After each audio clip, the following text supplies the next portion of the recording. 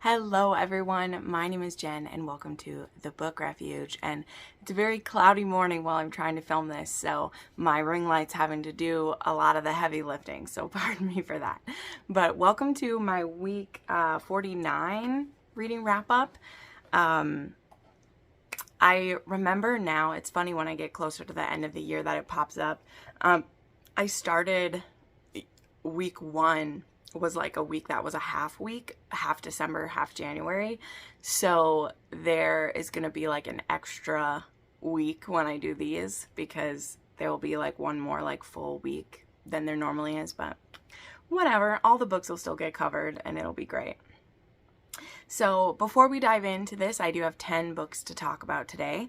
I want to say a warm welcome to Rebecca Hall, who is a new patron of the channel. Thank you so much, Rebecca, and welcome. I'm so happy to have you here. And I thank you so much for your support and helping me do this. This time of year is tough for everybody, and I just really appreciate the support to keep me going.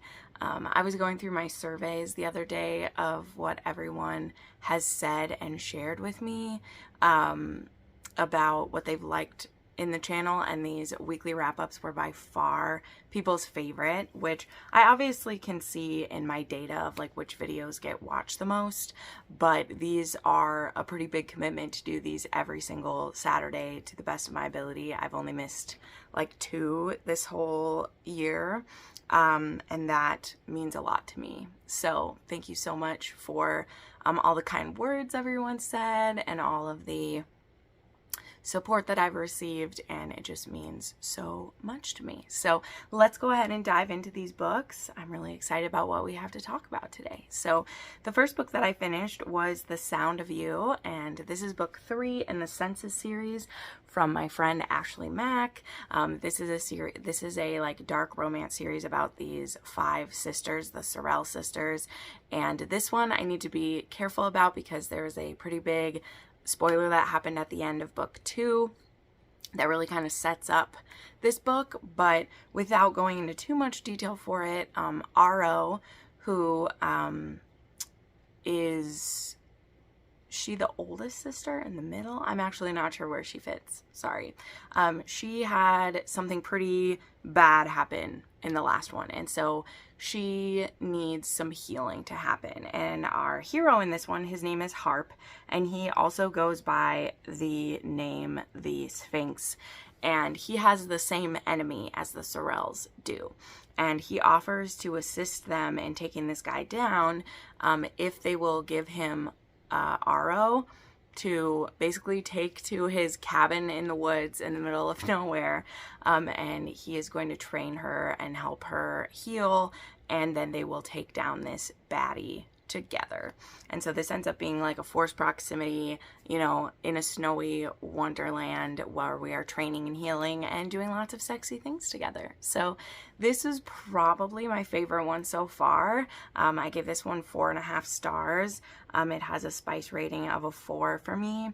And I just really liked a lot of the sexy things that we did. Our heroine is actually a virgin in this one. But, and our hero is very caring, and like sweet with her, even though he didn't take her against her will, but he does want to keep his place secure and private. So he does like drug her to bring her there, even though it was like a consensual thing. Like she submits to being drugged to get there. But yeah, it definitely was, an interesting scenario, and she isn't always happy to be there. Yeah, so this was another great one, and this one did have quite the cliffhanger, okay? It was funny because Ashley warned me that there was a cliffhanger, and then when I got to the end, I was like, fuck, no. So there, of course, isn't a cliffhanger for our couple, but there's a cliffhanger that leads in to the next one, which is going to be great. I'm excited. Next, there is I'll Never Be Your Crown Princess, Volume 2. This is art by Natsu Kuroki, and the story is by Saki Tsukigami. Man, I'm so sorry I'm butchering that, but I did not know that volume 2 is out.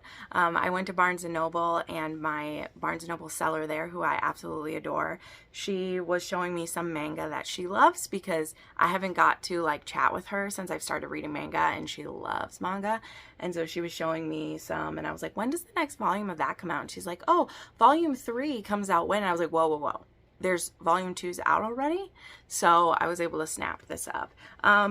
Kind of unfortunately, I didn't love this volume as much. I gave the first one 5 stars, and this one, we spent the first like huge chunk of this with this witch.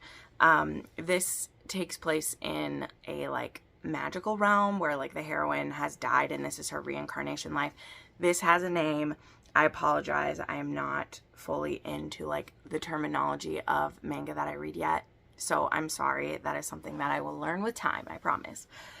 But yeah, we just spent a lot of time with this witch, and then we spent a lot of time with other people. And so our couple didn't spend that much time together, and it was kind of a bummer. The first one just started with such a bang, but I still enjoy these characters, and I like where this is going, and I'm going to continue this series for sure. But I gave this one 3.5 stars, and this one was only like a 1 on my spice scale. I know my manga, it's skewed for manga because they don't always get like as raunchy anyway, but there was only like 1 sex scene, and it wasn't a full one anyway, so that's where we are with that. Then I read the arc for Losers Part 2 by Harley LaRue. This already came out. It came out the other day, so you can snap this up right now if you want to. And this is Part 2, obviously, in the Losers duet, which comes after the Dare. And I talked about the Losers Part 1 quite a bit. It is, in my opinion, like the best why choose / polyamorous romance that I've read this whole year. It really, really impressed me, and I just loved what Harley had set up, and like all the complex relationships. I feel like she gave a lot of time to each of the relationships so that I really believed them, because my biggest issue with a lot of why choose or polyamorous relationships is that there's so many people involved that I don't really feel as like connected with everyone as I want to, and that is kind of a bummer for me, you know, like that will bum me out when there isn't that connection between everyone. I don't just want the girl to be the center of attention, and that is kind of the purpose in a lot of why choose, which is why those don't always work for me. But in this one, you know, as I've shared about Losers Part 1, there's already established relationships between the men. Not only are they all friends, but they're all in, like, they're both in 2 relationships, and they will share sometimes, but they're in like 2 committed relationships. And so when Jessica gets like brought into this because of a debt that she owes, and also some like previous history with everybody, she is kind of the one who's needing to find a place to fit with everyone.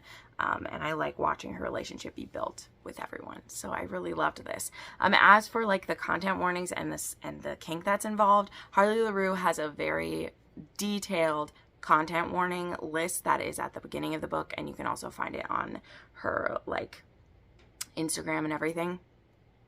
So I'm not going to try to list them all, but it has many elements of BDSM. This one has, I will say, like, this one starts out with a fantasy of Jessica's. She wants to be like kidnapped and like used for a whole weekend, and like what I loved is because it wasn't like nonstop play the whole time, but they do like kidnap her, you know, and put her in the trunk and like take her where they're going, and then she gets to like, they play all weekend. But there is such, Harley LaRue does such great aftercare, and she does such great snuggles in her books. Like, it's a very interesting dichotomy of like these super intense things and then like snuggles, and that's what I want from BDSM. I want that. And I just really believed all of the relationships.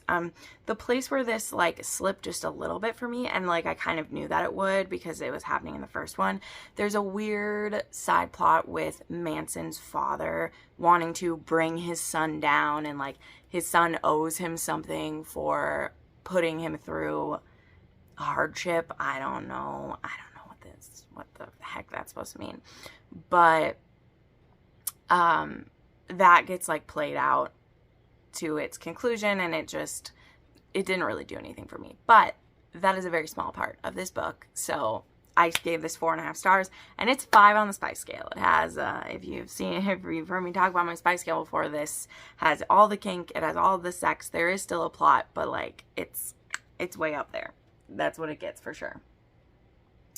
Then I had another arc that I finished, which was A Wicked Game by Kate Bateman. This was a very anticipated read for me, and I want to say, like, I wasn't disappointed in this. I didn't love it as much as A Daring Pursuit, but I really loved the hero and the heroine in this one. So this one is about Morgan and Harriet, and Morgan is the Davies, and Harriet is a Montgomery. I actually don't know. I know that in this one they're both like cousins of it. So like Morgan is a cousin to the guys, and Harriet is a cousin to the girls. So like she has a different dad. Obviously that's what cousins mean, but I'm saying that because we see the dad and he is a map maker, and Harriet works with him, and her father, he has cataracts so bad that he is blind. So he still gives her a lot of the wisdom, but she's been doing the maps, and there was some maps that she had made for the government that were false maps that they planted on ships, so that if these ships were taken by the enemy, they might use these maps and then hopefully shipwreck or get themselves into trouble. And the thing is that there was some of the, of our own guys who got these maps and didn't know they were trick maps. And so this actually led to Morgan and his men being held captive for a while because they followed one of these false maps. And when he gets back to England after all this time, he has 2 goals. One of them, he wants to find the map maker who did this and like see punishment for them, that they fucked over him and his men. And number 2, he wants to finally claim Harriet because he has had a, antagonistic relationship with her, or like they do lots of bets and dares against each other like the Montgomerys and the Davies do. But he realized that for him, it's always been more. Like, he's known it from the beginning. He just played into, the antagonism because it, let him tease her and be around her and everything. But his time as a captive made him realize that he's done playing and he wants her. And see, one of the things is, like, before he left, she made him a bet that if he returned home safely, she would give him 3 kisses. And he's planning to use those 3 kisses in the best way that he can to make her fall in love with him. So that's his plan when he gets home. What he will do when he finds out that Harriet is the one who led him astray, we shall see. So yeah, I had a fun time with this one. It did kind of meander for me because there's one plot point, which I don't want to spoil which one, but there's one plot point that we kind of like figure it out right away. Like, it gets handled right away. And I was kind of led to believe that it would be a bigger thing than it was. And then nothing happened with it. And I was like, well, why was that made such a big thing of, one of those? And then the other thing, like, I liked it, but again, it was kind of meandering, and it didn't have the same, like, urgency for me to keep picking it up like it did with A Daring Pursuit. Like, A Daring Pursuit, I read that in one sitting. I couldn't put it down. I loved it. And this one, I was like, oh, they're cute, and it was easy to, like, put it down, And I don't want that. I don't want that as a thing, right? Yeah. All right, next, I counted this as a thing, even though it's not super separate, but I counted it. So I am in Sophie Lark's Patreon. I highly recommend it if you love her books because she gives you lots of goodies. And so the day before Anastasia released, which I'd already read Anastasia, absolutely loved it. It's amazing. Can't wait. And she released it early on her Patreon with the first half of the Rasputin prequel. And so I counted that as a thing, even though it was short. So I read Rasputin's prequel part 1. I'm not going to tell you about that. I'll tell you I gave it 4 stars. It was great to get some of that backstory, and I can't wait to get more. Okay, I really, really love it. Like, I love it. I love it so much. Then I read another manga, and that was A Game Between the Suits, because I also found volume 2 for this one when I was at the store, and this was on my TBR for this month anyway because I wanted to get to it. And this is an office romance that, well, it's an office fuck buddy right now. This is by Mai Nishikata, again, ooh, sorry. And this was one I was really excited to read, and again, this one was kind of a disappointment, but this one was a first volume, and as I said, like, first volumes, they're usually setting stuff up, we're figuring it out. But we begin with our heroine, and she is with one of her fuck buddies, and she takes a work call in the middle of sex, and so the guy leaves, and he's like, really, this is not a great way to go about having a sexual relationship if you're willing to literally stop mid-coitus for work. And she is kind of like, you know, am I a little too intense about my work? Like, work is really important.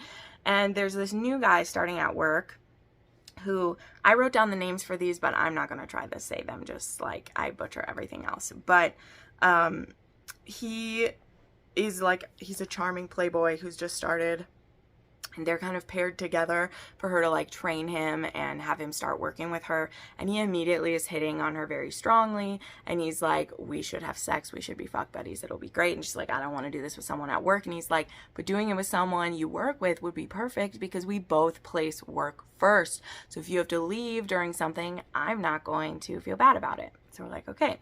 And also there may be some rough bed play that, like, it's kind of, it's like it says, it's like a game between them of like who's making the other person have the most pleasure. This is going to be good, right? So I think there is going to be a little bit of like light BDSM stuff happening in these, and I am intrigued to continue, but I gave this one 3.5 stars again, and this one was like a 2 on the spice scale for me.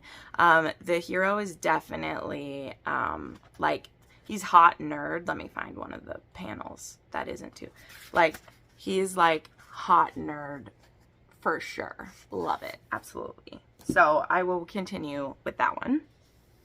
Then I read a fanfic that just brought me a lot of joy. Okay, brought me a lot of joy. And I read Help Wanted by Arabella Faith. And this one was one I had found on Ashton's spreadsheet. And this is a Severus and Hermione one. And this one was pretty unique. I appreciated it. So this one has Hermione as a single mom who has run from her husband when she found out she was pregnant. Now, this husband is a made-up character, which I liked. This wasn't Ron or Harry or Draco. It wasn't anybody that we knew. It was after the war. She had fallen for an older man. He was like 8-9 years older than her, and she had got with him, and he was emotionally manipulative and abusive of her. And he really wanted her to have babies and stay at home, and so he manipulates her birth control, and when she finds out it worked, she runs. And so at the beginning of this, she's looking for a job, and she's trying to like stay hidden, and she answers a newspaper ad for a live-in housekeeper and like what else was it called? Like business manager, like a house manager. There we go. That's what it was. Because it's not a business manager, but a house manager. And it ends up being for Snape. He needs someone to look after his home. He was left actually Dumbledore's home. And it's just really big, and it's just him there, and he's looking for someone to live in and care for it. And when he finds out that Hermione has a son, he's like, you know what? I'm going to be the right place for you.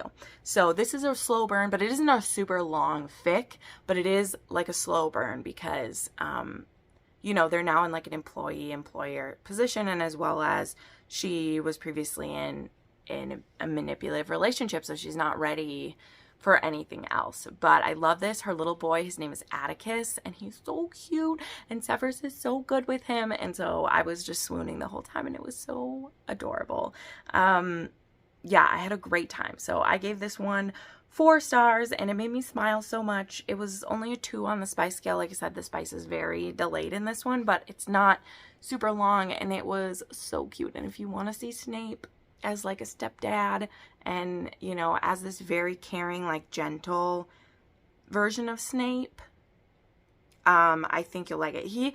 This version of Snape, like he's not like officially dealing with some like PTSD, but he is dealing with, like, there was a persona he had to put on during the war.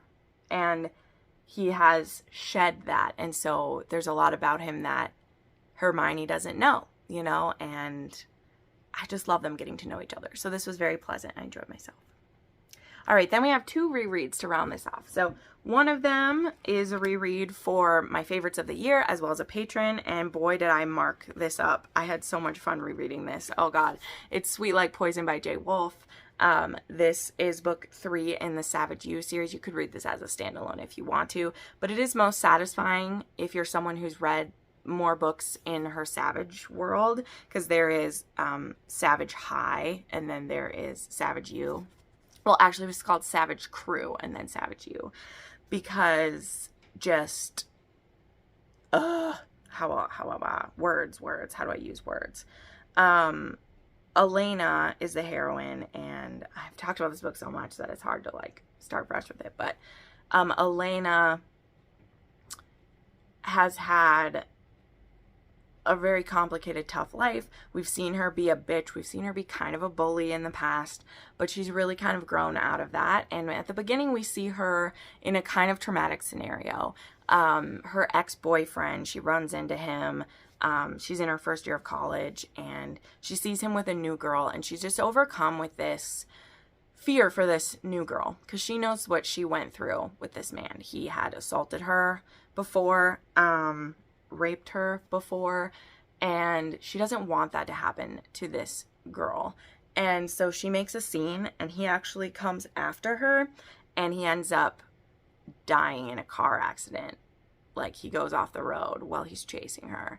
And so then we skip ahead 2 years, and Elena is a property manager for, like, her father's houses. And so her house is right next to a house that some of our guys live in, and so Lachlan lives there and Julian lives there, and Locke is this gruff, very much doesn't feel like he fits in California, and he has his plans, he has his goals, but he's this big lug of a man. He's like 6'5", he's a ruddy cheek, soft belly, like linebacker type of body, and he's a mechanic, and he's always working on his truck, and he works maintenance at school as his part-time job, and he just has this very, like, gruff quality, and he very much wants to stay away from Elena. Elena thinks it's because he hates her. For him, it's because he's very attracted to her, and he doesn't want to connect deeply with any women, because he's not going to stay in California. He's going to be moving back to his family ranch in Wyoming after, and he doesn't want to be connected with anyone, which his reasons for that get revealed during the book, but they're also kind of like, come on, boy, come on. But watching this journey together, I love it so much. This book has some of the standalone swooniest moments I've, like, read in a new adult novel, right? Because I don't read much new adult anymore. Like, I don't read too much of it, but there's some swoony moments on both sides. So I'm just going to share one of each. There is a moment where Lachlan is getting teased by her classmates because he shows up to pick her up from class wearing his maintenance uniform, like he's wearing his jeans and, like, maintenance shirt, and people are like, you're slumming it with the janitors, and she's like, this janitor pleases me more than any pencil-dicked jock you're seeing. You'll realize that one day. Like, she just slams them, and, like, it gets Lachlan so hot for her to stand up for him, and he just can't help himself, and I just love that. And then there's a moment where they're kind of, like, they're actually, like, on a break. Like, this relationship, I don't call this relationship toxic, but it definitely has, like, up and downs because they're, like, both, like, resisting things at different times. But she has these bullies in her class. Like, there are these girls who are trying to bully her, and they stick a huge glob of gum in her hair up by the top. And for some reason, she doesn't notice when it's going in. And when she gets home, she's devastated because she loves her hair. She's like, I'm vain, I know, but I love my hair. Which, granted, like, I think a lot of us would feel that way. Like, if gum got in my hair, I would freak out. But she has this long, beautiful ice blonde hair, which is part of the reason why our hero calls her Elsa. She always thinks he's purposely calling her the wrong name, but we know it's because he thinks she looks like Elsa. And he comes in and sees her screaming. He's like, who do I gotta kill? And they're not even like together at this time. He just hears her screaming from next door and comes over, and she's like, they put gum in my hair. And she's like, I know it's vain. You can leave now. I'll figure it out. And he's like, you have beautiful hair. It's understandable you'd be upset. And she's like, you think my hair is pretty? But she's just having such a vulnerable moment. And he's like, I have a little sister. I've gotten gum out of hair. Get me the peanut butter. And so he meticulously uses peanut butter and a comb and gets all of the peanut butter out, or I mean the peanut butter too, but all of the gum out of her hair. And it's one of the swooniest things I've seen like a 20-year-old man do. I loved it.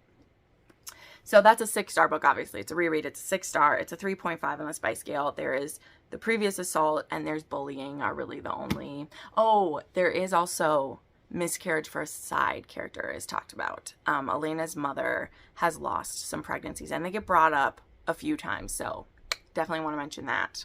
The side character has that.